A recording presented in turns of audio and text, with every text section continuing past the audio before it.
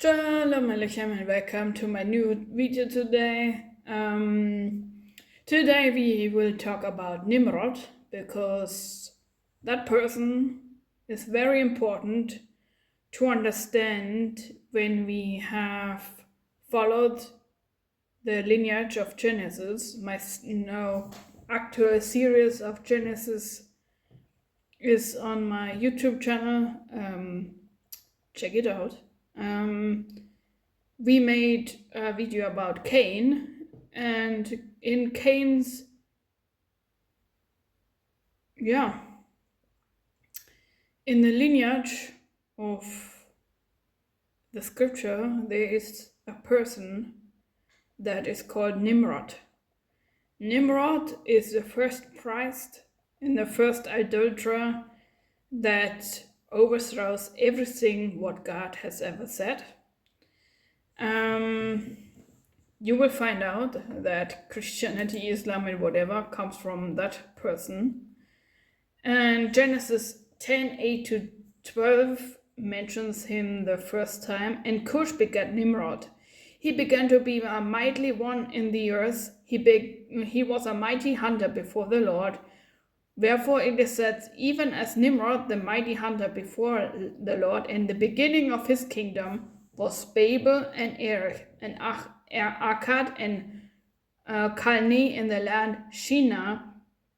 Out of the land went forth Asshur and built Nineveh and the city Rehoboth and Calah, and Resen between Nineveh and Calah, the same is a great city. First Chronicles 1:10 says, and Cush begat Nimrod. He began to be mighty upon the earth. Then you remember the Tower of Babel, Genesis 11:1-9. Come, let us build a city and a tower, in whose top may reach unto heaven. Then Judith 1:1 says, Nebuchadnezzar is betrayed with extracted world rule motives, sometimes compared to Nimrod, in the 12th year of the reign of Nebuchadnezzar. Nebuchadnezzar is a son of Nimrod. Wisdom of 10-14 says, it discusses arrogance and idolatry. It seems later linked to Babel Nimrod traditions. Jubilee 8:7-10 says, and Cush begat Nimrod, and he began to be mighty on earth. Book of Yasha explains in chapter 7-11, king of Shinar possesses Adam's garments, powerful ruler, opposes Abraham, throws Abraham into a fire and persecutes Abraham because he left the Chaldean gods. In the Talmud, Pesachim 94b says, links Nimrod with rebellion. Everin 53a says, why was he called Nimrod? Because he caused the whole world to rebel Marat against God. Marat means rebel.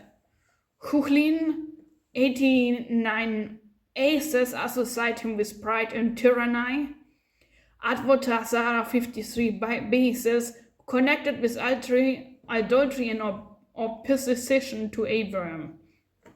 Zohar, in a Zohar, is Nimrod associated with rebellion, impurity, anti-divine unity.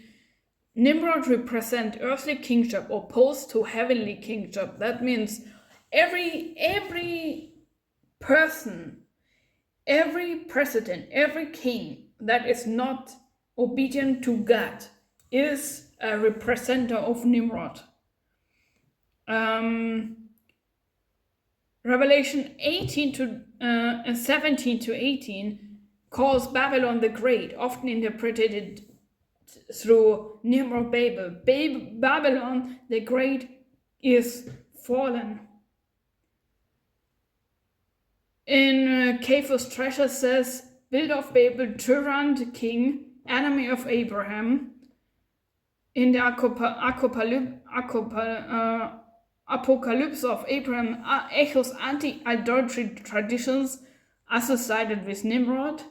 Chronicle of Jerahmeel, it is his son, expands Nimrod's tyranny. In the Nag Hammadi, he is associated with, in a hypothesis of Acharon's rebellious rulers, counterfeit kingdoms. Origin of the world means also making war with God, against God. All the religions, especially Christianity. Christianity is built on counterfeit beliefs. It is full on paganism. Nimrod reflects paganism in completeness. We go into it now completely in details.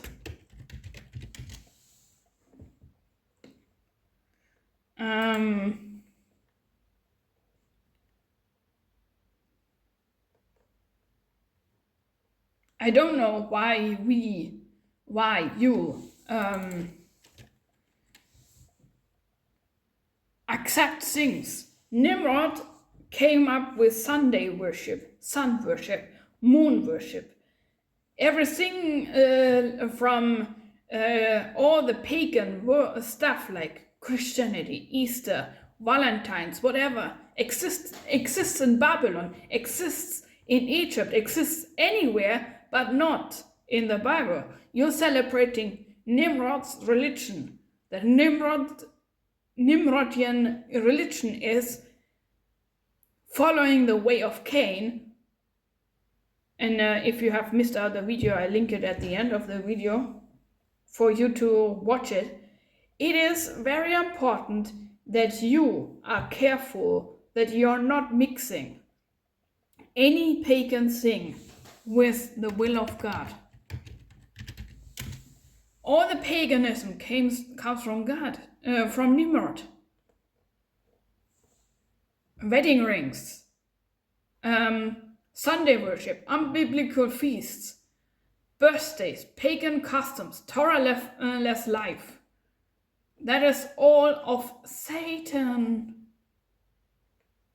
Come out of there. The biblical way is what we have to follow is Torah keeping, Tanakh keeping, Shabbat keeper, commandments keeper, Pesach keeper, Matzah keeper, first fruits keeper, Sukkot keeper, Yom Kippur keeper, Yom Teruach keeper, Shavuot keeper, Chanukah keeper, synagogue keeper, kosher keeper. But what is Nimrod's religion? Sunday keeper, Christmas keeper, Easter keeper, rosary keeper, idolatry keeper, Eucharist keeper, Virgin Mary keeper, Nativity keeper, procession keeper, saint keeper, pray for dead keeper, Lent keeper, church keeper, non-kosher keeper.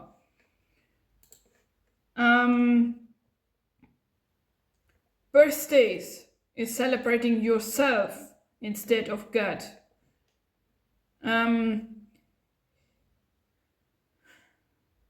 So I ask you now, in which gospel did Adonai Yeshua said that he wanted his followers to live in a palace in Rome, run a multi-million-dollar corruption with its own laws and dress in funny clothes, and that he did away with the Torah, that he has done away with Israel and his real chosen covenant people, that we can keep now Sunday, Easter, Christmas, birthday, Valentine's Day, Mother's Day, Father's Day, Halloween, Carnival, and other pagan feasts, or that Adonai Yeshua made any new religions like Christianity, Islam. He has never done it, nor will he ever command such against his own word.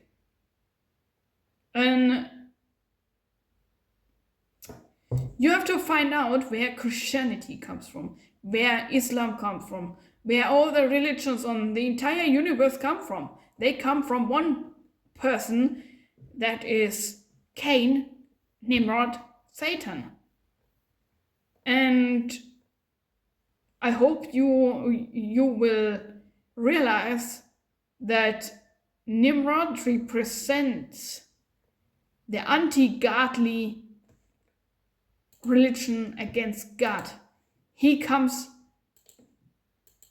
hates what aber Adonai Yeshua HaMashiach eliminated, erased Cain out of existence, the entire seed of Cain out of existence, and destroyed the Tower of Babel. He says, come out of there. Come out of there. Revelation 18:4.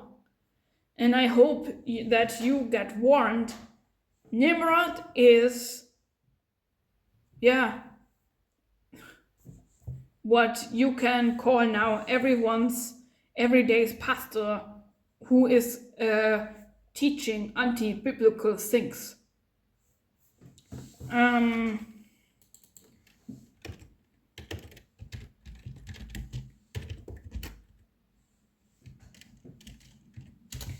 Ezekiel 22:26 reveals something interesting.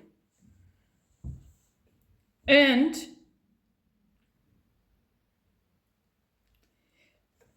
Jeremiah 23:1 says, woe to the shepherds who are destroying and scattering the sheep of my pasture, is the declaration of Adonai.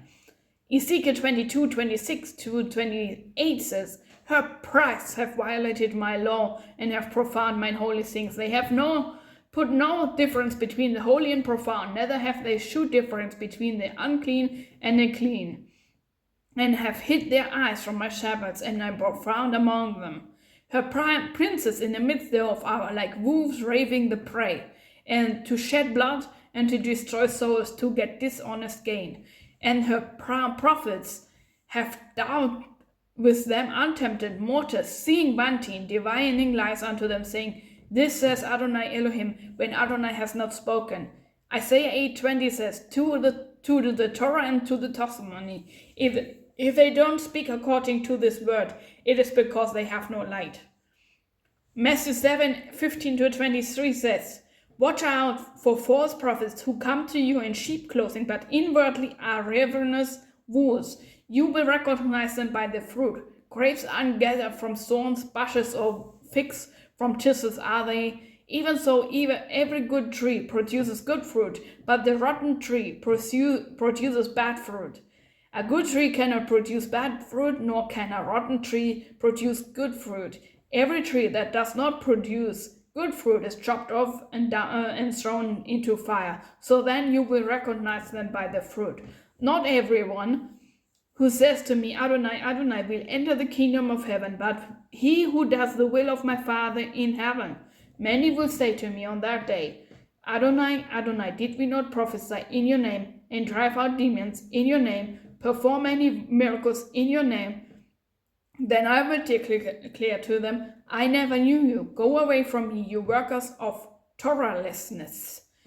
James 3:1. Not many of you should become teachers, my brothers and sisters, since you know that we will receive a stricter judgment. Questioning God's commandments is submission to the serpent.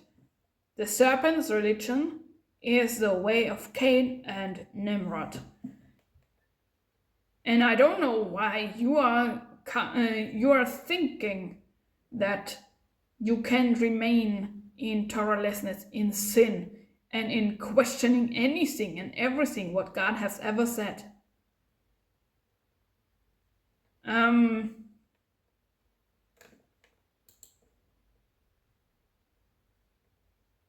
You see?